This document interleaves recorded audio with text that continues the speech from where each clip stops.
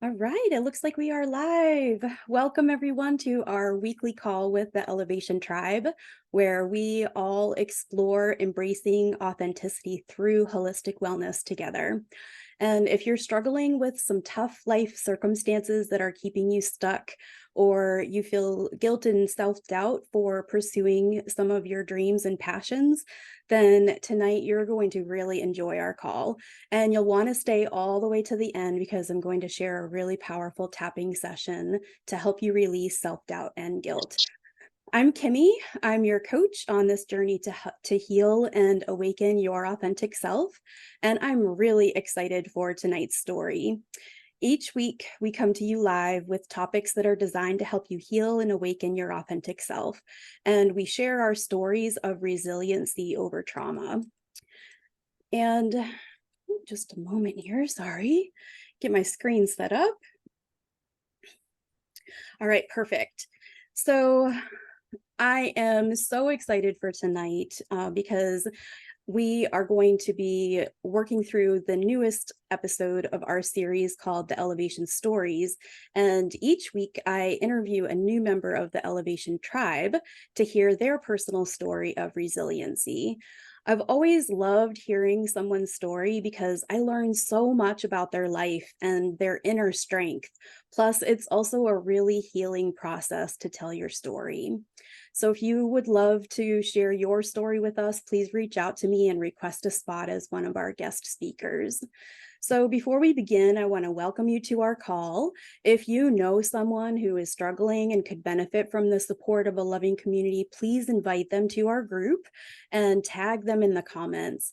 The Elevation Tribe provides support and connection through our free online community, and all of our resources are designed to help you connect as well. So to connect with our tribe, you can visit our website, theelevationtribe.com, or you can search for the Elevation Tribe on Facebook and YouTube. Okay, so is everyone ready for tonight's story? If you have any questions or comments, please add them in the comment section, and I'll circle back around to them at the end. All right, so welcome everyone to another episode of the Elevation Stories, where members of the Elevation Tribe share their story of overcoming trauma and cultivating resiliency in the process. I'm your host, Kimmy, and I'm so excited to introduce our guest tonight. She's someone that I've known just for a very short time, but she truly is a kindred spirit. She's so genuine and she loves people very deeply, and her heart to help elevate the people around her is so encouraging to witness.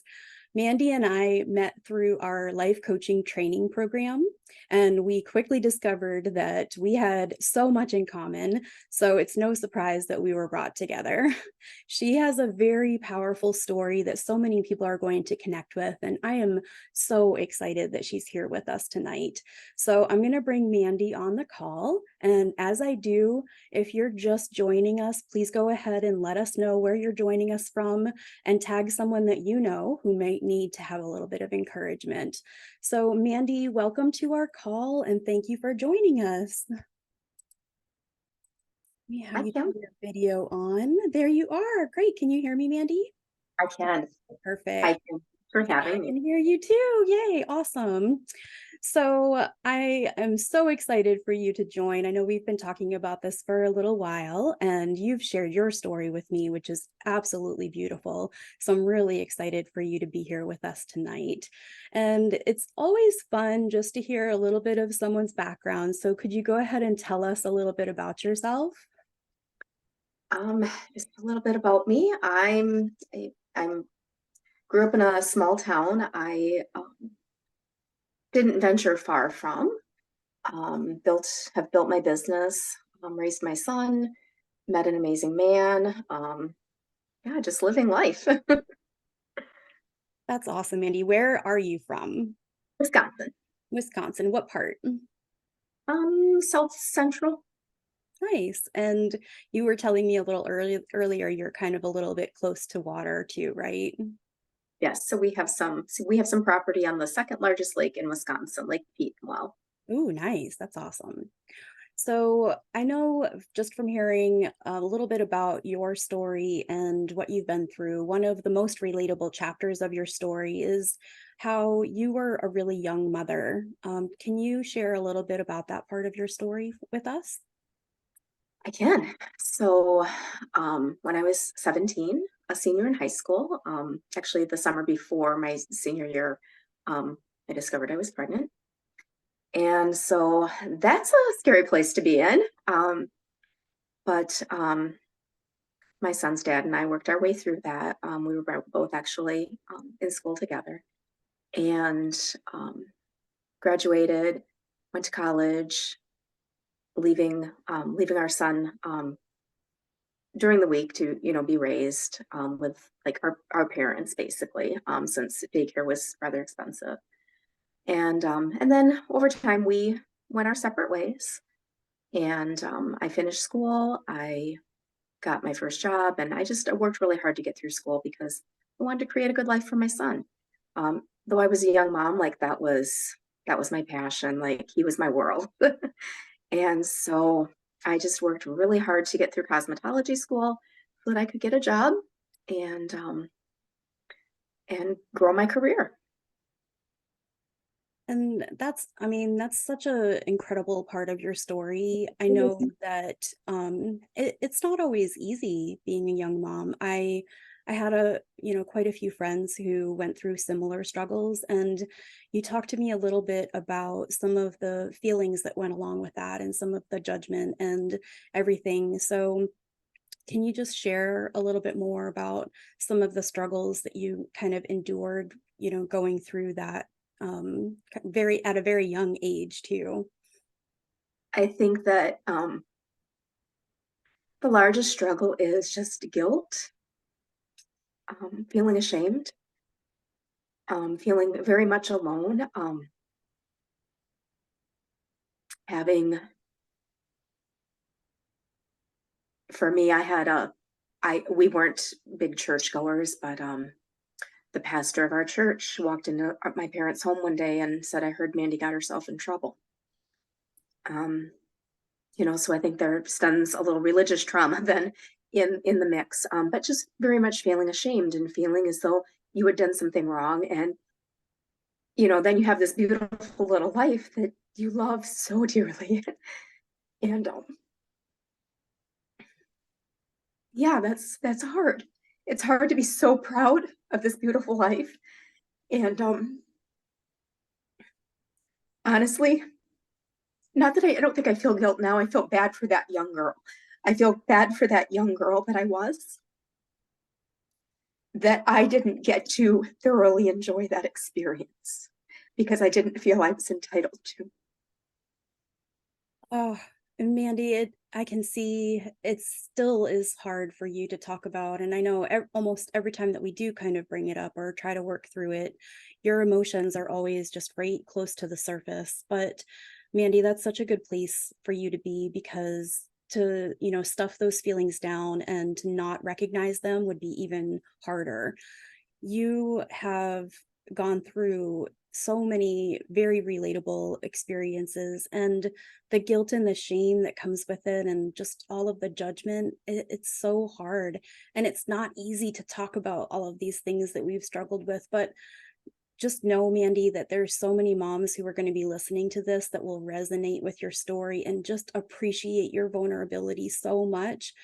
And just like so many other young moms, you nailed it on the head when you said that you had this life and this dream that you wanted to chase, but you're still, struggling with, wanting to and having to make some really tough decisions. And that was really what brought on those feelings of guilt and self-doubt. So when you decided to chase those dreams, can you tell us a little bit about how that started in your heart and then what progressed and how you ended up a little, into the role that you're in right now? Because it is a really beautiful story.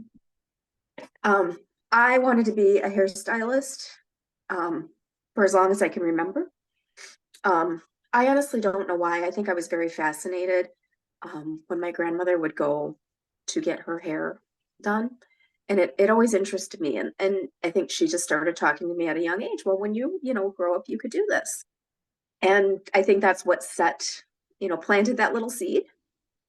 And unfortunately, my grandmother passed away just before I graduated cosmetology school.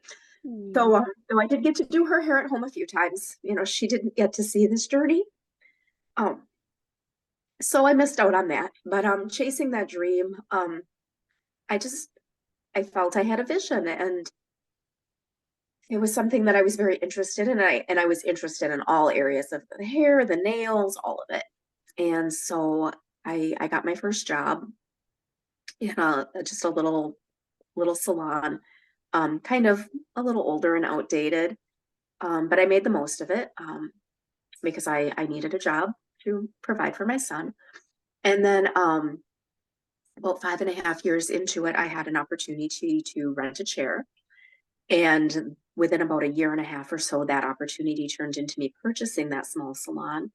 And then about 8 years later, I purchased a commercial building and renovated and moved my salon. And so now I have massage therapists. It's a full spa.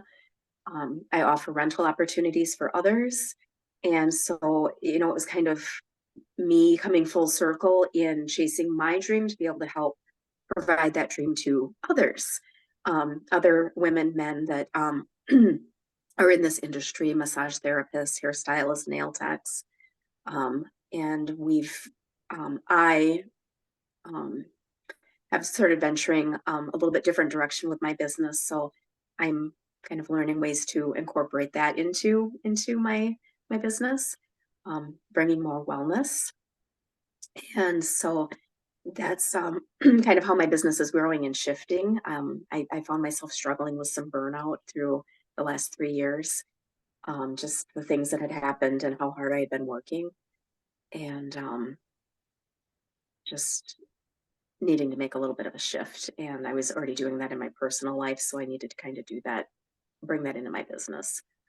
Yeah, and it's not surprising. The last 3 years have been really difficult on all of us through the pandemic and just all of the shifts and pivots that we've needed to make in our personal lives and our businesses and everything.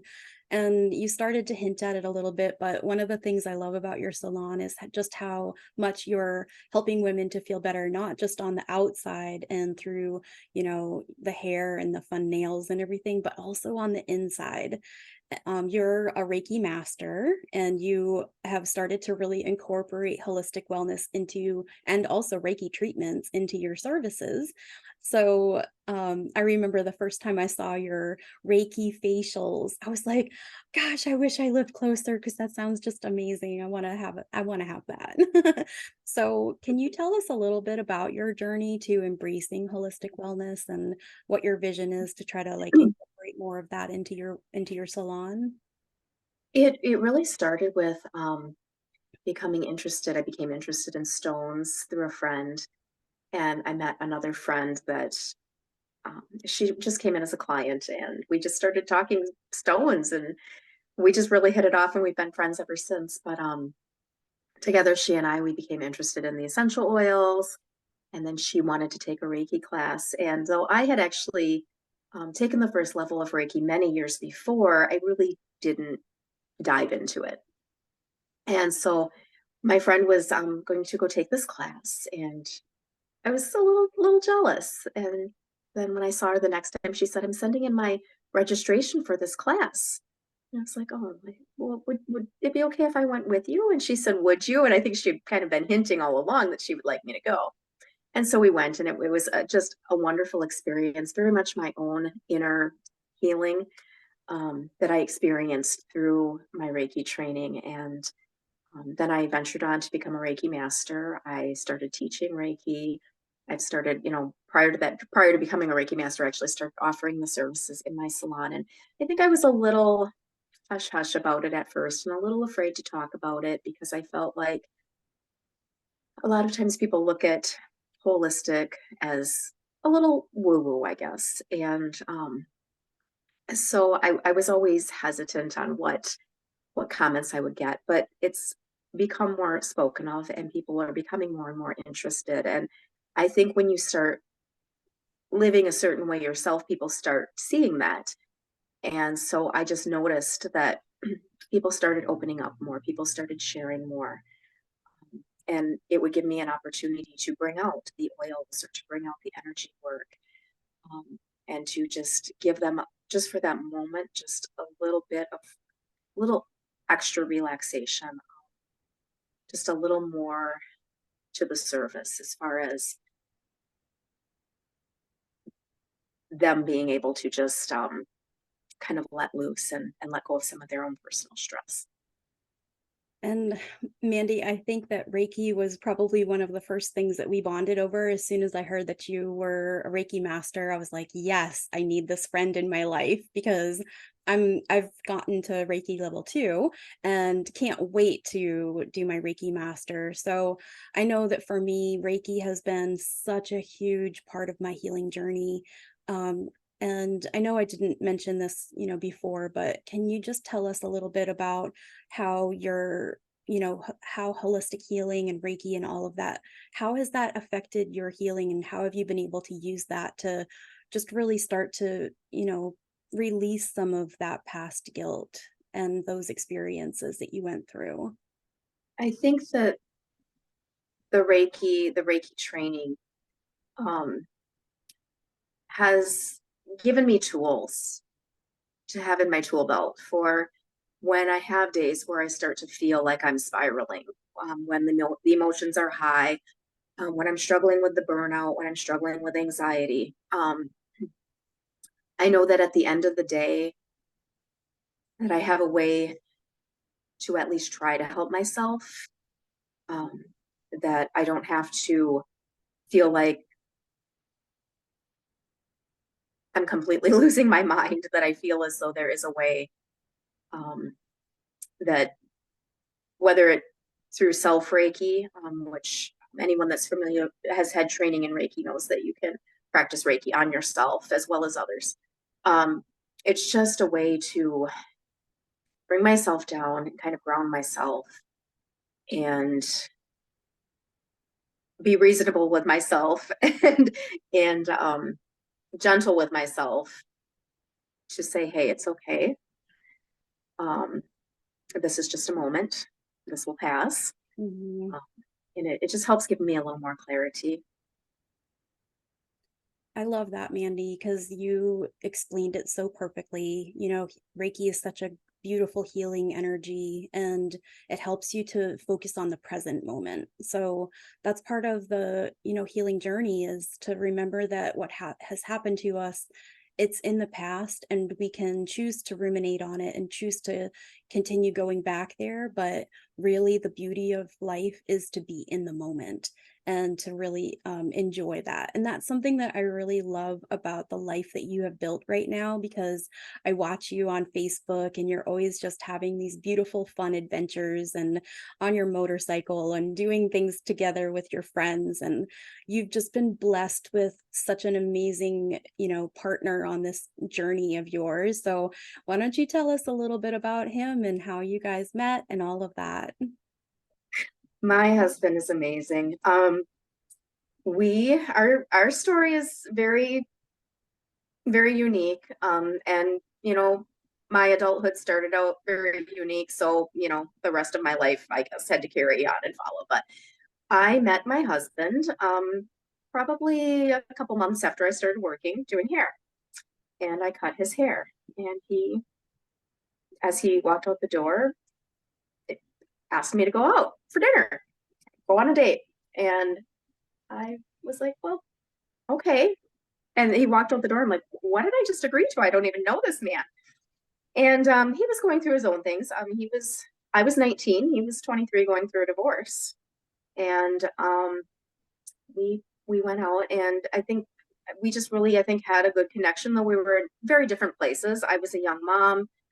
Um, my husband didn't really have a lot of interest in having children, and I don't know, our life just progressed, and he was just great with my son. Like the second I he met my son, like he was amazing with him. And our life progressed, and we had speed bumps and roadblocks and great times and all the things. We had gotten engaged probably 7+ years after we had been together, and no plans to get married. And um, then after my son graduated, um, I think he thought maybe our relationship would just dissolve. Like maybe my son was kind of the glue holding us together. And um, that didn't happen. In fact, we just started spending more time together. We had, more free time with our weekends, and we started traveling on weekends a little bit more. And then in within a year and a half, he just decided one day, well, we should do something about that. Like we should probably get married. And I was like, what? It's been 18 years. Like, I things are okay the way they are. I'm good. And so we planned a wedding and kind of did it to our terms. Like he would have just gone to the courthouse. I really wanted a wedding. I had never been married, and I really wanted a wedding, and I didn't want a church wedding. And so we found a nice little place, or a local country club actually, um, set aside a date, and we got married 2 days before Christmas, or 2 days before Christmas Eve, on the 22nd of December. And so after 18 years of being together, we've now been married for, it will be 11 years in December. And it has just been the best. Um, I don't think I could ask for a better person in my life. Like, to think about who we were 29 years ago and who we are today. Yeah, it's incredible. That's so I told you awesome. earlier, he just messaged me about an hour ago. I miss my wife. We don't see each other a lot during the week, because we work kind of different shifts. But yeah, we make the most of our weekends. We're very selfish about our weekends now. So As it it's should be. nice That's to meet that's awesome. Take advantage of as much time together as you can. So, yeah. Mandy, this I love hearing your story and your journey, and as always, I wish that we had more time for you to share even more of your story. But I want to hear, as we kind of wrap things up, what is next for you, Mandy? What do you see your future looking like? Well, my husband is on the 10-year plan. He wants to retire in 10 years. I'm 4 years younger than he is. So I will obviously need to continue working because for insurance reasons and stuff. But I'm in the process right now. I'm very blessed to have my niece, going to, she's just finished nail school, and she's going to be working with me at the salon. And she is learning Reiki, and she's an eyelash tech, and she's learning all the things. And I feel like I'm at the point where I want to start kind of grooming the next generation. And that may look like, bringing in some younger renters in my salon. That may be looking at, maybe I'm doing more training. I would really love to train more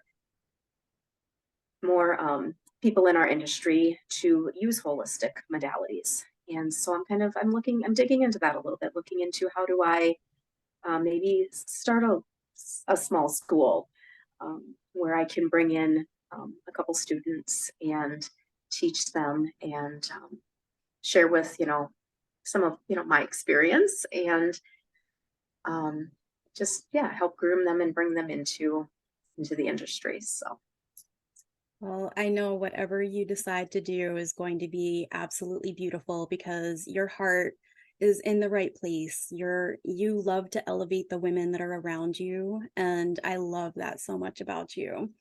And it's just so incredible again to hear your story. Thank you so much just for sharing your heart and helping to inspire others who might be experiencing very similar struggles. And you did such an amazing job. So thank you. for having me. Yes.